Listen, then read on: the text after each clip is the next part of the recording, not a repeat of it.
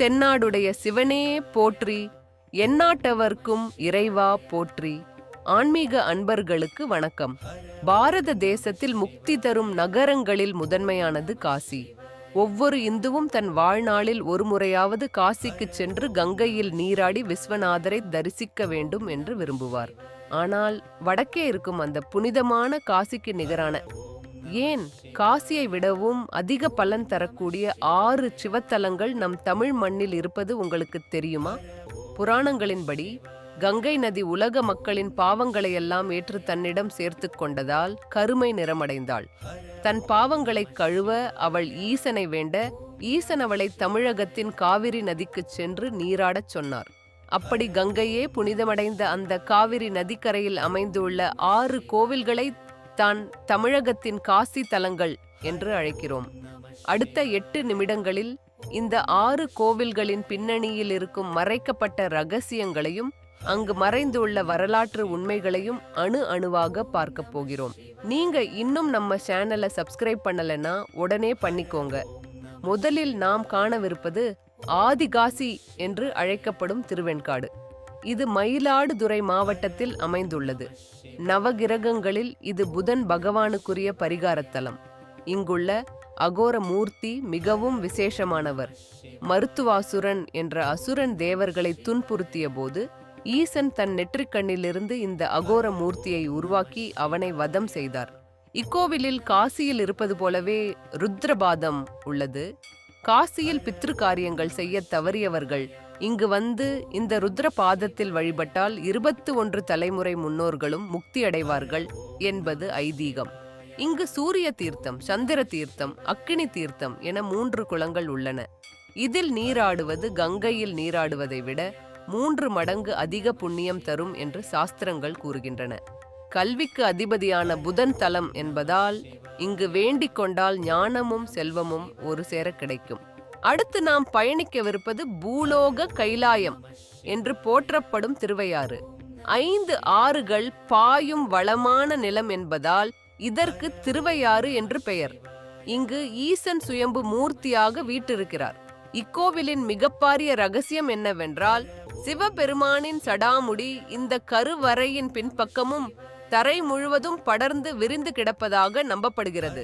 அதனால் தான் சிவபெருமானின் சடாமுடியை மிதிக்க கூடாது என்பதற்காக பக்தர்கள் கருவறையை சுற்றி வர தடை விதிக்கப்பட்டுள்ளது. இக்கோவிலின் 2ஆம் பிரகாரத்தில் ஒரு குறிப்பிட்ட இடத்தில் நின்று ஐயாரப்பா என்று சொன்னால் அது 7 முறை எதிரொலிக்கும். இது இறைவனின் நாத தத்துவத்தை குறிக்கிறது. அப்பர் பெருமான் காசிக்கு செல்ல முடியாத முதிய வயதில் வருந்திய போது ஈசன் அவரை திருவையாறு குளத்திலேயே மூழ்கச் செய்து கைலாய காட்சியை காட்டியருளினார். அதனால் காசிக்கு சென்ற முழு பலனும் இங்கேயே கிடைத்துவிடும். 3ஆவதாக நாம் காண்பது பிரம்மாண்டமான கோபுரங்களை கொண்ட திருவிடைமருதூர். இது மத்தியார்ஜுனம் என்று அழைக்கப்படுகிறது. இக்கோவில் ஒரு மனிதனின் தீராத பாவங்களையும் தோஷங்களையும் நீக்கும் சக்தி கொண்டது. குறிப்பாக பிரம்மஹத்தி தோஷம் நீங்க இங்குதான் மக்கள் வருகிறார்கள். ஒரு காலத்தில் ஒரு மன்னனை துரத்தி வந்த பிரம்மஹத்தி பாவம் அவன் இக்கோவிலுக்குள் நுழைந்ததும் வாசலிலே நின்றுவிட்டது. மன்னன் பின்வாசல் வழியாக வெளியேறி தப்பினான். இன்றும் அந்த தோஷம் வாசலிலேயே காத்திருப்பதாக ஐதீகம். அதனால் தான் பக்தர்கள் இன்றும் முன்வாசல் வழியாக உள்ளே சென்று பின்வாசல் வழியாக வெளியேறுவதை வழக்கமாக கொண்டுள்ளனர். இது 1200 ஆண்டுகள் பழமையான சிவாலயம்.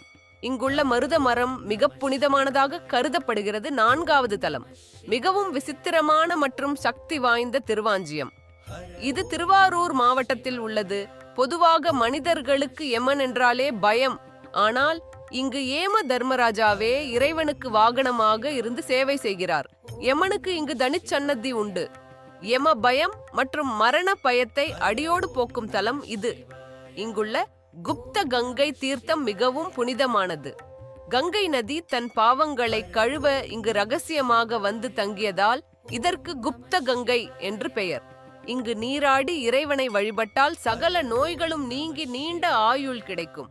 மகாலட்சுமி மகாவிஷ்ணுவை சேர இங்கு தவம் இருந்ததால் பிரிந்த குடும்பங்கள் ஒன்று சேரவும் இது ஒரு மிகச்சிறந்த தலம். 5ஆவதாக காவிரி பூம்பட்டினத்திற்கு அருகில் உள்ள திருசாய்க்காடு. இது ஒரு மாடக் கோயில் அமைப்பை சார்ந்தது. சோழ மன்னன் கோச்செங்கணான் கட்டிய 70 மாடக் கோயில்களில் இதுவும் ஒன்று. யானைகள் கருவறைக்குள் நுழைய முடியாதபடி உயரமான மற்றும் குறுகிய படிக்கட்டுகள் இங்கு உள்ளன. தன் மனைவியையே சிவனடியாருக்கு தானம் கொடுத்த இயற்பகை நாயனார் பிறந்த தலம் இது. காசியைப் போலவே இங்கும் இறைவனே நேரடியாக அடியார்களுக்கு முக்தி தருவதாக நம்பப்படுகிறது. பழங்கால கட்டிடக்கலையும் ஆன்மீக அதிர்வுகளும் ஒரு சேர கலந்திருக்கும் இந்த தலம் நம்மை பக்தி பரவசத்தில் ஆழ்த்தும். இறுதியாக நாம் காண்பது 1000 ஆனாலும் மாயூரம் ஆகாது என்று புகழப்படும் மயிலாடுதுறை மயூரநாதர் கோவில். அன்னை பார்வதி தேவி மயில் வடிவம் எடுத்து சிவனை பூஜித்த தலம் இது. இங்குள்ள காவிரி துலாக்கட்டம் மிகவும் பிரசித்தி பெற்றது. ஒவ்வொரு ஆண்டும் ஐப்பசி மாதம் முழுவதும் 30 முக்கோடி தேவர்களும் கங்கை உள்ளிட்ட அனைத்து புனித நதிகளும் இங்கு வந்து கலப்பதாக ஐதீகம். அந்த ஒரு மாதம் மட்டும் இங்கு நீராடினால் உலகம் முழுவதும் உள்ள அனைத்து புனித நதிகளிலும் நீராடிய பலன் கிட்டும். இது காசி கும்பமேளாவிற்கு நிகரான சக்தியை கொண்டது.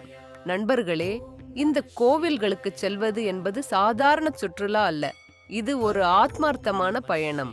இந்த பயணத்தின் முழு பலனை பெற நாம் சில முக்கியமான நெறிமுறைகளை கடைபிடிக்க வேண்டும்.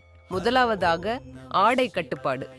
தமிழக அறநிலையத்துறை விதிகளின்படி ஆண்கள் வேட்டி அல்லது சட்டை அணிவதும் பெண்கள் புடவை அல்லது சுடிதார் அணிவதும் அவசியம். இது கோவிலின் தெய்வீக அதிர்வுகளை உள்வாங்க நமக்கு உதவும். இரண்டாவதாக, தீர்த்த ஸ்நானம். இந்த கோவில்கள் அனைத்தும் காவிரி கரையோரம் அமைந்துள்ளதால் அந்தந்த ஊர்களில் உள்ள புனித தீர்த்தங்களில் அல்லது காவிரி ஆற்றில் நீராடுவது மிக முக்கியம். குறிப்பாக திருவாஞ்சியத்தில் உள்ள குப்த கங்கையிலும் மயிலாடுதுறை துலாக்கட்டத்திலும் நீராடும் போது ஓம் நமச்சிவாய் மந்திரத்தை மனதிற்குள் உச்சரித்து கொண்டே நீராடுங்கள். இது உங்கள் உடலில் உள்ள எதிர்மறை ஆற்றல்களை நீக்கும். மூன்றாவதாக, பித்ரு காரியங்கள். காசிக்கு நிகரான தலங்கள் என்பதால் உங்கள் முன்னோர்களுக்கு திதி கொடுக்கவோ அல்லது தர்ப்பணம் செய்யவோ நினைத்தால் திருவெண்காடு ருத்ரபாதத்திலும் திருவாஞ்சியத்திலும் செய்வது விசேஷம்.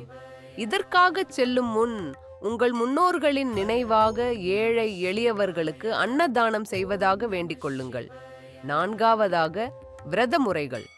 இந்த கோவில்களுக்கு செல்வதற்கு ஒரு வாரத்திற்கு முன்பிருந்தே அசைவ உணவுகளை தவிர்த்து சைவ உணவை உட்கொள்வது உங்கள் உடலையும் மனதையும் தூய்மையாக வைக்கும். முடிஞ்சா பயணத்தின் போது சிவபுராணம் அல்லது தேவார பாடல்களை கேட்டுக்கொண்டே செல்வது அந்தந்த தலங்களின் சக்தியை முழுமையாக உணர வழிவகை செய்யும். ஐந்தாவதாக, தரிசன முறை. திருவிடைமருதூர் போன்ற பெரிய கோவில்களுக்கு செல்லும் போது அவசரம் காட்டாமல் குறைந்தது 2 மணி நேரமாவது அங்கு செலவிடுங்கள். அங்குள்ள சிற்பங்களை ரசிப்பதோடு அமைதியாக ஓரிடத்தில் அமர்ந்து தியானம் செய்யுங்கள். திருவிடைமருதூரில் நுழையும் போது கிழக்கு வாசல் வழியாக நுழைந்து வெளியேறும் போது மேற்கு வாசல் வழியாகவே வெளியேற வேண்டும் என்ற ஐதீகத்தை மறக்காதீர்கள். கடைசியாக ஒரு முக்கிய குறிப்பு, இந்த பயணம் என்பது உங்கள் பாவங்களை நீக்கி புண்ணியத்தை பெறுவதற்காக செய்யப்படுவது.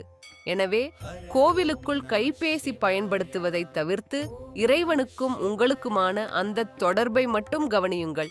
எம பயம் நீங்க திருவாஞ்சியத்திலும், கல்வி சிறக்க திருவெண்காட்டிலும், தோஷங்கள் நீங்க திருவிடைமருதூரிலும் மனமுருகி வேண்டினால் உங்கள் வாழ்வில் நிச்சயம் ஒரு மாற்றம் நிகழும்.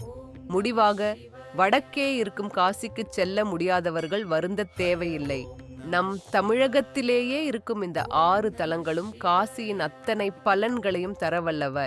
நேரம் கிடைக்கும்போது உங்கள் குடும்பத்துடன் இந்த 6 கோவில்களுக்கும் சென்று ஈசனின் அருளை பெறுங்கள். இந்த தகவல் உங்களுக்கு பயனுள்ளதாக இருந்தால் வீடியோவை லைக் செய்து உங்கள் நண்பர்களுக்கும் பகிருங்கள். மீண்டும் ஒரு சுவாரஸ்யமான ஆன்மீக தகவலுடன் சந்திக்கிறேன். ஓம் நமச்சிவாய.